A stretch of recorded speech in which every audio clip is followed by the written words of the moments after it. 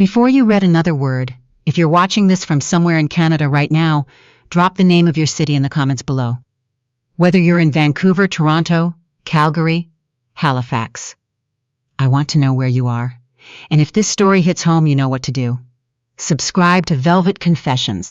We're here every week with stories that don't let you go now. Let's talk about Lenora.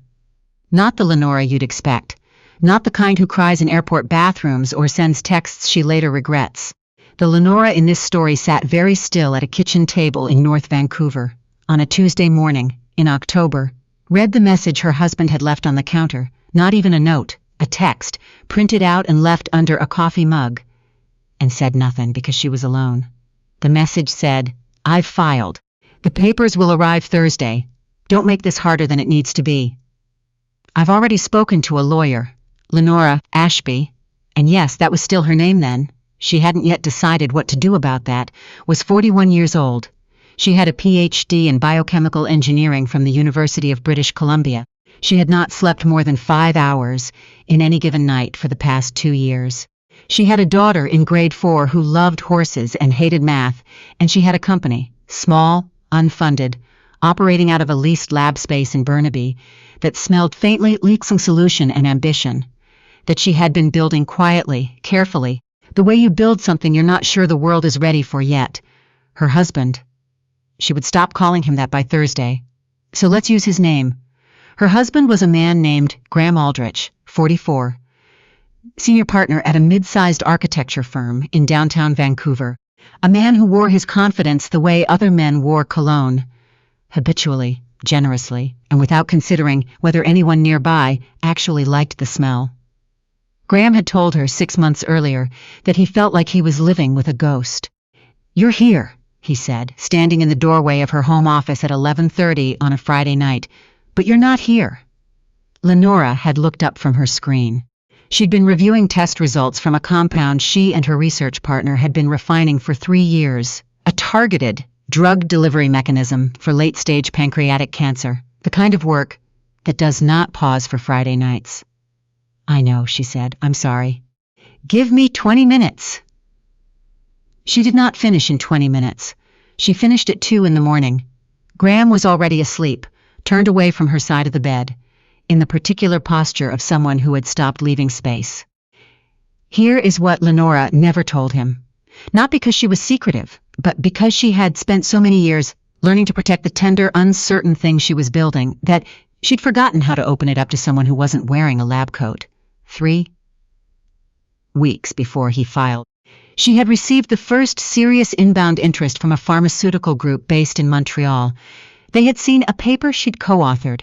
They wanted a meeting, not a courtesy meeting, a real one, with their acquisitions team. She hadn't told Graham, not because she didn't trust him, because she'd been burned before by hope. The papers arrived Thursday as promised. Lenora signed them at the kitchen table with the same pen she used to sign her daughter's permission slips, while Hazel ate cereal across from her and talked about a girl at school named Priya who could do a cartwheel with her eyes closed. "That's impressive," Lenora said. "I know," Hazel said. "I'm going to learn." "I know you are," Lenora said, and she meant it, about both of them. What most people don't understand about the Lenora lived in during those years is that it wasn't dramatic. It didn't announce itself. She didn't weep in the shower or lie awake, staring at the ceiling. She just moved through her days with the specific efficiency of someone who has decided that feeling things fully is a luxury she cannot currently afford. She had started the company, Valant Biotech, a name she'd come up with at midnight from a fragment of a Latin word she'd since forgotten, 6 years earlier with a woman named Dr. Mireille Fontaine, a quietly brilliant chemist from Quebec who had the same habit as Lenora, arriving at the lab before anyone else and leaving after everyone else had gone home. The two of them had met at a conference in Ottawa. They'd ended up at the same table at a dinner no one particularly wanted to attend, and by the time the dessert course arrived, they had filled 3 cocktail napkins with notes. "You're working on delivery mechanisms," Mireille had said. "You're working on selectivity," Lenora had said. They'd looked at each other for a moment. "We should talk," Mireille said. "That was 6 years ago." In those 6 years, Lenora and Morel had burned through Lenora's savings. 2 government grants, 1 angel investment that nearly fell through twice, and approximately 11,000 hours of combined lab time. They'd hit dead ends. They'd restarted. They'd had 1 breakthrough that turned out to be a measurement error. And then, 18 months ago, they'd had a real one. The compound worked. Not in theory. In controlled testing, with results they'd had independently verified because they didn't trust themselves to be objective. It worked in a way that, if it held through phase 2 trials, would represent a meaningful shift in treatment options for one of the deadliest and least treatable cancers in existence. Lenora knew what it was worth. She had known for months.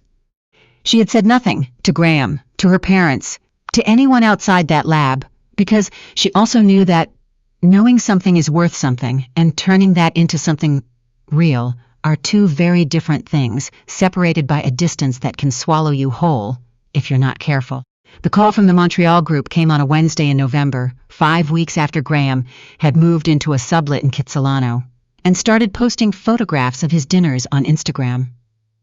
The call was from a man named Everett Cole, head of business development for a pharmaceutical group called Solaris Meridian. He was polite. He was measured. He had clearly done his homework, because he did not open with flattery. He opened with a specific question about their selectivity data, which told Lenora immediately that he was not wasting her time. They spoke for 40 minutes. At the end of the call, he asked if she and Morel would be willing to come to Montreal the following month for a more formal conversation. Lenora said she would check her schedule and get back to him within 24 hours. She hung up. She sat for a moment in the lab, in the particular quiet of late afternoon, the hum of the centrifuge in the next room, a gray November sky pressing against the window. Then she called Mireille. It was the real call, Lenora said. A pause. How real? Mireille asked. Acquisitions team. Full presentation. Montreal. Another pause longer. Okay, Mireille said, quietly. Okay. Neither of them said the number they were both thinking. You don't say the number out loud until there is a number to say. You learn that early, or you learn it the hard way. Here is where a different kind of story would have Lenora arrive in Montreal and stumble, overwhelmed by grief, distracted by the divorce, undone by some moment of human vulnerability. Here is where the narrative would make her earn it twice, make her suffer a little more before the reward. That is not what happened. What happened is that Lenora Ashby walked into a boardroom on the 34th floor of a glass tower in Old Montreal on a Thursday morning in December, set her presentation materials on the table, shook hands with 7 people. She had researched extensively and spoke for 90 minutes about the work she had spent 6 years of her life building. She was not nervous, or rather, she had been nervous the night before in her hotel room, staring at the ceiling in a particular way. She never did at home. She had thought about Graham. She had thought about Hazel. She had thought about the 11,000 hours and the dead ends and the measurement error and the real breakthrough and what it would mean if this went the way she thought it could go. And then she had slept, fully without interruption, for 7 hours. She had woken at 5:30, made coffee from the in-room machine, and sat quietly in the blue pre-dawn light and thought, I know this. I have always known this. The room doesn't change what I know. Everett Cole sat at the head of the table. Beside him, legal, finance, 2 members of their science advisory board, a woman named Dr. Sylvie Tran, who had spent 20 years in oncology research and who asked, at the 40-minute mark, a question so precise and penetrating that Lenora felt the specific pleasure of being challenged by someone who actually understood what she'd built. She answered the question. She saw Dr. Tran make a note. By the time Lenora walked back out onto Rue Saint-Jacques at noon, the temperature was -11, and she couldn't feel her face, and she did not care at all. She did not tell Graham. She wanted to be clear about that because people will ask, people did ask, later, why she didn't reach out even then. Especially then, why she didn't pick up the phone and say, something is happening, I need you to know. The honest answer is this. She had tried to tell him, not about Montreal, specifically. She hadn't known about Montreal yet. But she had tried over years to let him into the lab, into the work, into the stakes of what she was doing. She had tried in small ways, mentioning results at dinner, bringing home papers she thought he might find interesting, asking him once if he wanted to come see the lab space.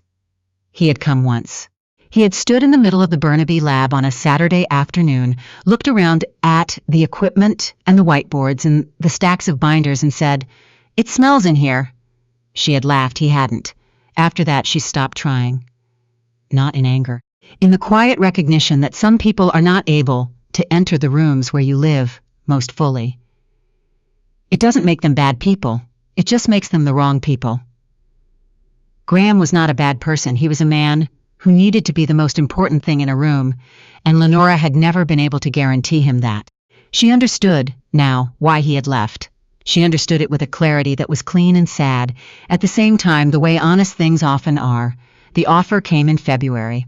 Not an offer first, a letter of intent, which Lenora's lawyer in Vancouver, a careful, unhurried woman named Patricia Chow, who had been her counsel since the beginning, reviewed over 3 days before telling Lenora it was serious and to get comfortable. The number on the letter of intent was $940 million for the acquisition of Velant Biotech, contingent on due diligence, regulatory review, and the successful transfer of all patents and IP which were held, equally, by Lenora and Mireille as named inventors, and by the company itself. Lenora sat in Patricia's office on a gray February afternoon and read the number twice. "Say something," Patricia said. "I'm counting the zeros," Lenora said. "There are 8. I know. I'm just making sure." They looked at each other. Then Patricia laughed, genuinely surprised at herself. And Lenora laughed too. And for a moment the careful professionalism of the room fell away, and they were just 2 women sitting in an office in Vancouver looking at a number that was going to change someone's life. Graham found out in March. Not from Lenora. From a colleague who had seen a brief item in a business publication, not a major outlet, a trade publication. Something that covered biotech and pharma at the level of people who actually work in the field. But Graham had a client who worked in biotech. And that client had forwarded him the article with a message that read, "Isn't this your wife?" He called Lenora that evening. She was making dinner, pasta, because Hazel had specifically requested it with the particular authority of 8-year-olds, when her phone rang and Graham's name appeared on the screen. "I saw the article," he said. "Okay," Lenora said. $900 million, Lenora. She did not respond. "You didn't tell me," he said. "You didn't tell me any of this was happening." "No," she said. "I didn't. How long have you known?" She was quiet for a moment. She stirred the pasta. "Long enough," she said. There was a silence on the line that had the specific weight of a man, realizing that the ground he was standing on was not where he thought it was. "I would like to discuss the asset division," Graham said then. His voice had changed, a shift Lenora recognized, the one that meant he was calculating, not feeling. "You can speak to Patricia," Lenora said. "She handles all of that, Lenora." "Have a good night, Graham." She hung up. She put her phone face down on the counter. She finished making dinner. Hazel came downstairs in her socks and sat at the kitchen island and said, "Is it almost ready? I'm actually dying." "You're not dying," Lenora said. "It's 5 more minutes. 5 minutes is forever when you're hungry." "I know," Lenora said. "I know exactly what that feels like." She want to take a moment here, because this is the part where some people listening will say, "But why didn't she tell him? Why the secrecy?" Doesn't that make her partly responsible for what fell apart? And the honest answer, the one Lenora herself would give you, if you asked, is that she wasn't something fragile from someone who had already shown her. He didn't know how to hold fragile things carefully. She had watched Graham move through the world with tremendous confidence and very little gentleness. He was decisive. He was capable. In the early years, she had found it steadying. Later, she had realized there is a difference between someone who is decisive because they've thought something through, and someone who is decisive because sitting with uncertainty makes them anxious. Graham needed things to be resolved, defined, knowable. And Lenora's work had never been any of those things. Not for 6 years, not until it suddenly, irrevocably was. She hadn't hidden the acquisition from him out of strategy. She had hidden it the way you hide a seedling from frost, not because you're ashamed of it, but because, you know, it isn't ready for that particular cold. Graham's lawyer contacted Patricia Chow in mid-March. The position he took was this: that the acquisition, while seeded during the marriage, using marital resources including Lenora's time, the couple's shared financial stability, and the domestic infrastructure that had supported Lenora's ability to work. He was seeking a portion of the proceeds. Patricia called Lenora on a Thursday morning. "Tell me where you want to land on this," Patricia said. Lenora was quiet for a moment. "What does the law say?" "The law says a number of things depending on how aggressive we want to be. The patent filings predate the marriage by 2 years. The core IP was established prior to the marriage. The company was incorporated before you were married, so he has no claim." "Not a strong one." "But he has some. And litigation is expensive and slow and public in ways that may not be ideal given the due diligence timeline." Lenora thought about this. She thought about Graham standing in the Burnaby lab, hands in his pockets, saying, "It smells in here." She thought about the printed text under the coffee mug. She thought about Hazel and the cartwheel and the girl named Priya. "Offer him 2%, Lenora said. "Final. No negotiation. Not because I think he deserves it, but because I want this to be over and I want Hazel to have a father who isn't bitter." Patricia was quiet for a moment. "That's generous. It's strategic," Lenora said, "and I'm allowed to be both." The deal closed in June. On the morning of the closing, Lenora dropped Hazel at school. A Tuesday, warm, already by 8 o'clock, the kind of Vancouver morning that makes the whole winter feel like it was worth it, and then drove to Patricia's office, where she signed her name to a document 47 pages long. Murray was there. They had spoken every day for months, through the due diligence, through the negotiations, through the late nights when the deal felt uncertain, and the later nights when it felt almost real. Murray had flown in from Montreal the evening before, and they had eaten dinner at a small Italian place in Gastown, and talked for the first time in years about things that weren't work. Murray had asked her, over pasta. Lenora had noticed that she kept ending up at significant life moments eating pasta, and had decided this was fine. "Are you okay, actually?" "I think so," Lenora said. "I think I'm going to be better than okay, which is different. The money helps," Murray said, with the dry precision that Lenora loved about her. "The money helps," Lenora agreed. "But it's not the money." "No," Murray said. "It's the proving." Lenora looked at her across the table. "Not to Graham," Lenora said. "No," Murray said. "To yourself. There's a version of you that spent 6 years not being sure this would work. That version needed to know." Lenora didn't answer. She didn't need to. They had known each other long enough to have conversations that didn't require all their sentences to be finished. After the signing, Patricia suggested they go for coffee. Lenora said she would, in a minute. She wanted to stand outside for a moment. She stood on the sidewalk in front of Patricia's building, in downtown Vancouver, in the June sun, and she thought about the Tuesday in October, when she had read a printed text under a coffee mug and said nothing to no one. She thought about how she had in that moment felt something she could only describe as being very, very alone, in a specific way she hadn't known was possible. Not lonely, exactly, but unsupported. Like a building that had lost one of its walls and was waiting to see whether the others would hold. They had held, not because of Graham, but despite the absence of him. She had held. She and Morel and Patricia and the Burnaby lab, and 11,000 hours in a compound that worked when it was supposed to. She had held. And now she was standing in the sun with a signed document in Patricia's office upstairs, and a number in an account that she still had not fully accepted as real. And her daughter was at school learning long division and cartwheel variation, and the world had not changed in any way that was visible from the sidewalk. The same traffic, the same mountains in the distance, the same cloud cover beginning to build in the west, the way it always did by afternoon. But she had changed. Or not changed. Arrived, maybe. Arrived at the version of herself she had been moving toward for 6 years.